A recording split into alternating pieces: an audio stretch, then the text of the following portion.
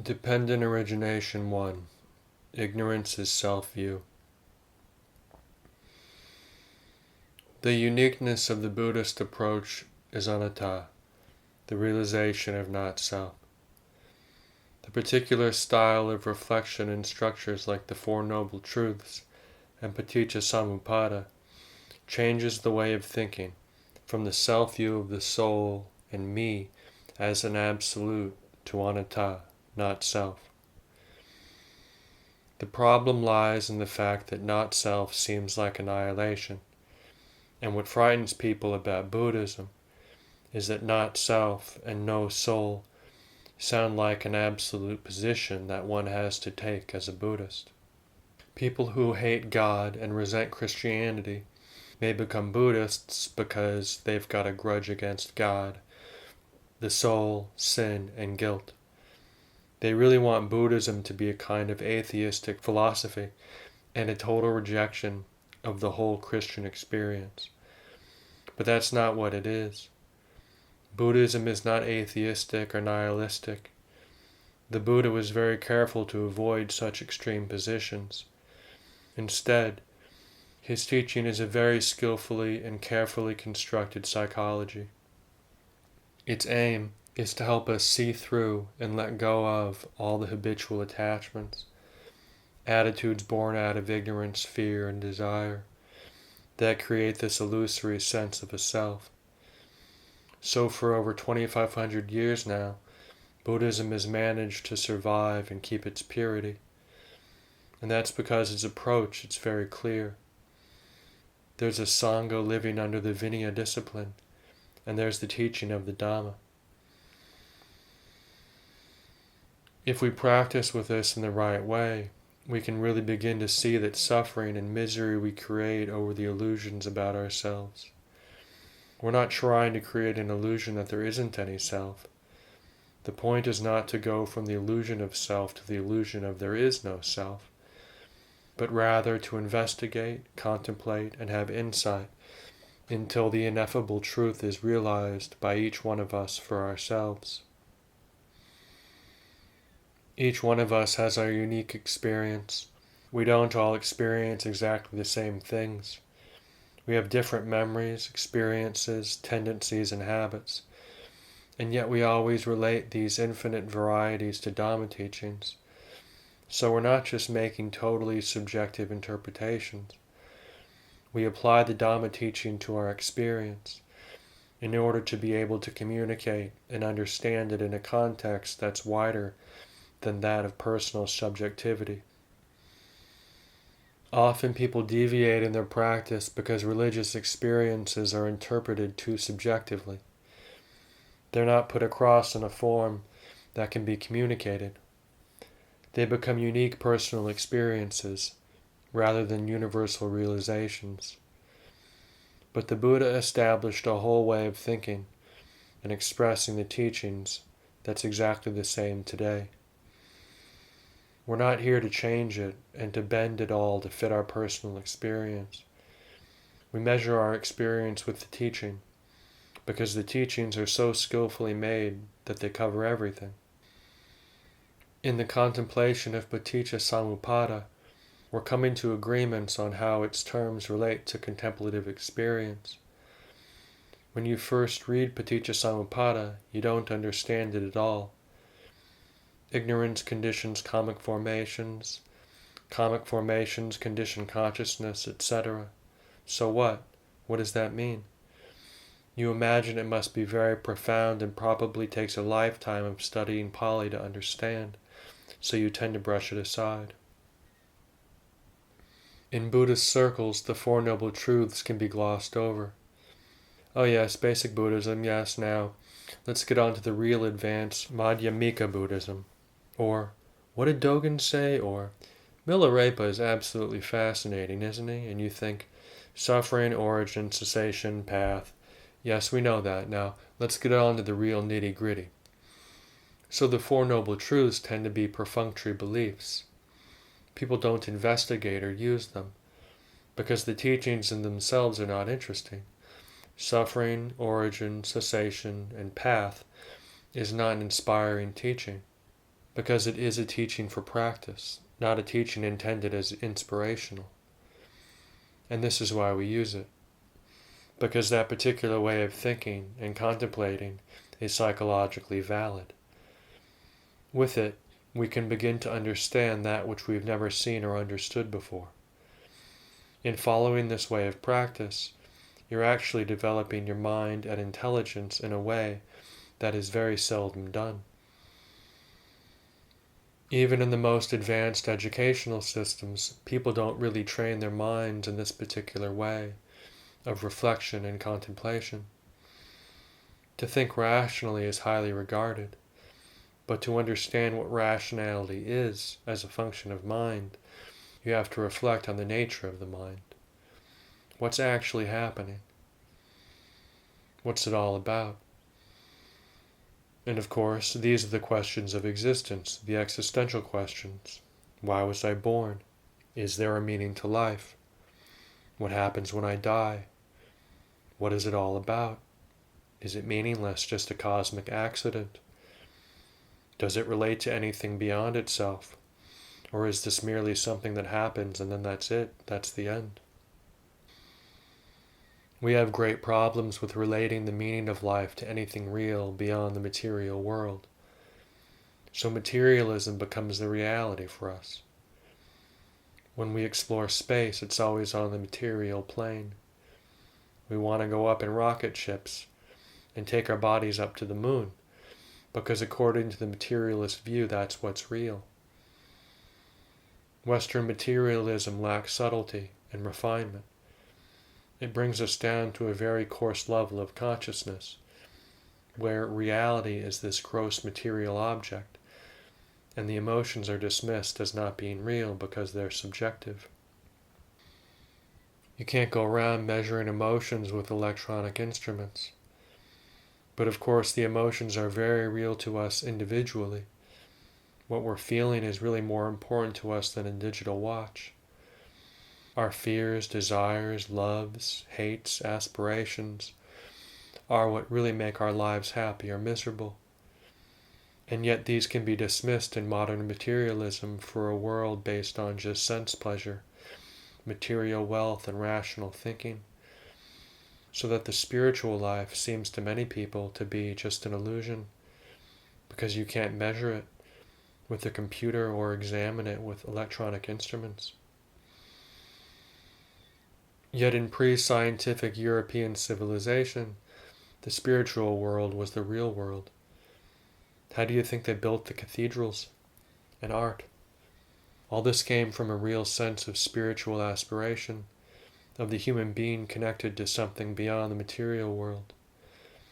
Spiritual truth is something each one must realize individually. Truth is self-realization, the ultimate subjectivity. And the Buddha takes subjectivity to the very center of the universe, the silent, still point, where the subject is not a personal subject. That still point is not anybody's or anything. And in meditation, you're moving towards that. You're letting go of all these attachments to the changing conditions of the material world, the emotional plane, the intellectual plane, the symbolic plane, the astral plane. All that is let go of in order to realize the still point, the silence. This letting go is not an annihilation or a rejection, but it gives you the perspective to understand the whole. You cannot understand the whole from being out in the circumference, where you just get whirled about. Being whirled around on the circumference means that you're lost in attachment to all the things that are whirling around. It's called samsara, where you're just going round in circles and you can't get any perspective in samsara. You have no ability to stop and watch or observe because you're just caught in this circular movement. In this way of the Four Noble Truths and Paticca Samuppada, the aim of meditation is to stop the mind's whirling. You abide in stillness, not as an attack against the conditioned world, but in order to see it in perspective. You're not annihilating it or criticizing it, or trying to get out of it in any way through aversion or fear of it. You're getting to the center, to the still point, where you can see it for what it is, and know it, and not be frightened or deluded by it anymore. And we do this within the limitation of our personal experience. So we can say, each one for themselves, because that's how it looks when we're sitting here. And yet that still point is not in the mind, it's not in the body. This is where it's ineffable. The full mind, or the still point, isn't a point within the brain. Yet you're realizing that universal silence, stillness, oneness, where all the rest is a reflection and seen in perspective. And the personality, the karma, the differences, the varieties, and all these things are no longer deluding us because we're no longer grasping at them. As we examine the mind more and more, as we reflect and contemplate on it and learn from it, we all begin to realize the stillness of mind, which is always present, but which with most people is not even noticed, because the life of samsara is so busy, so frantic that one is whirled around. Even though the still point is always here, it's never seen until you have an opportunity to abide in the stillness rather than go around on the circumference. Not that stillness is something to attach to either. We're not trying to become people who are still, just sitting here in stillness, not feeling anything.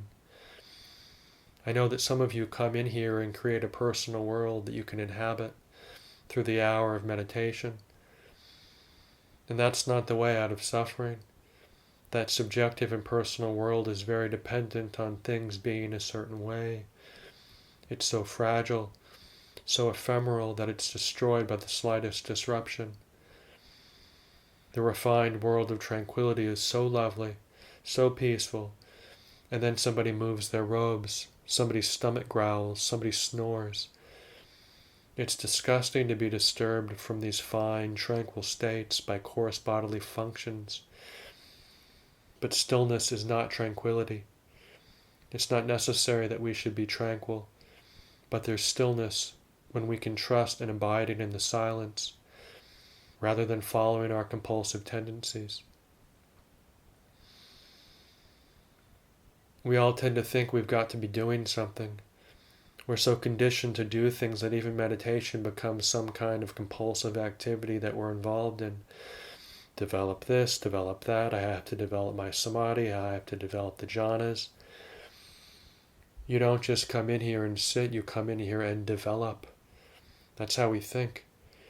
We feel guilty if we're not doing anything, not progressing, developing, getting anywhere. And yet, to be able to come in here and sit in silence is not a very easy thing to do. It's much easier to make great meditation development projects, 5-year plans, and so forth. Yet you always end up at the still point, things as they are. With understanding more and more, there can be a letting go of the desire to develop and to become anything. And as one's mind is freed from all that desire to become and get something, to attain something, truth starts revealing itself. It's ever present, here and now. It's a matter of just being able to be open and sensitive so that truth is revealed. It's not something that's revealed from outside. The truth is always present, but we don't see it if we're caught up in the idea of attainments, of me having to do something, having to get something. So the Buddha made a direct attack on me and mine. That's the only thing that's blocking you. The obstacle is the attachment to a self-view. That's what is the problem. If you just see through that self-view, let go of that, you'll understand the rest. You don't need to know all the other kinds of elaborate esoteric formulas. You don't have to go endlessly into the complexity if you just let go of the ignorant view of I am. See that, and know and understand the way of letting go, of non-attachment. Then the truth reveals itself wherever you are, all the time. But until you do that, you'll always be caught in creating problems and complications.